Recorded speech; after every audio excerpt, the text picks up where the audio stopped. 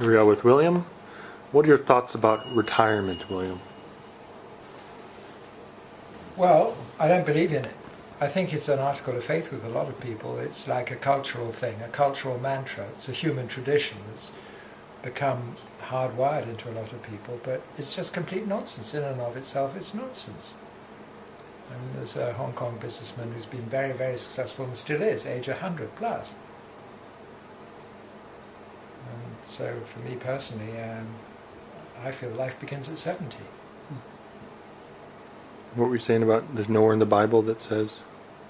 That's right. There's nothing in the Bible to say you should retire. And actually Jesus said, I and my Father work, and we still work. And that means they are, both of them, well, Christ spiritually and the Father always, very, very old people, right? I mean, they must be more than at least 5,000 years old. And they're still working, right? Doing an incredible amount of work, actually working incredibly hard. And so when they say work, they're not kidding. And so they find fulfillment in that. And why do you have in China, for example, or in the UK, or in the US, you have so many people suddenly start sitting around all day doing nothing?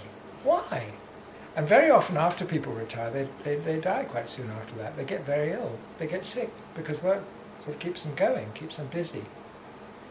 So, and I think they can make a contribution to the economy.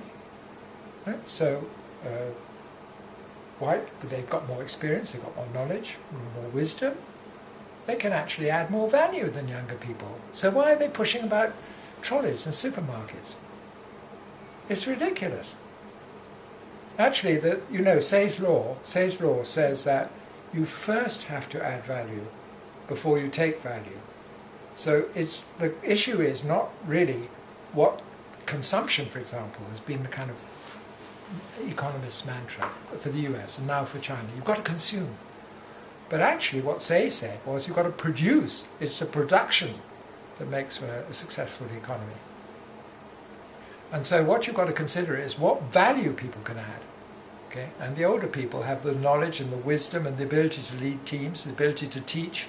They can add more value. So they should be used. And what do many companies do with their people, with their experts as they mature? Okay, they get worried about how much they're going to have to pay them for their pensions and the high cost of their salaries.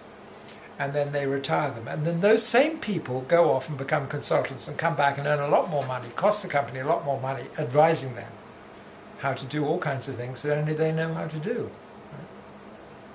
So only one thing I think concerns me a bit, and that is the older people do need to train the younger people. They must not sit on their skills and say, I'm the only person who can do this.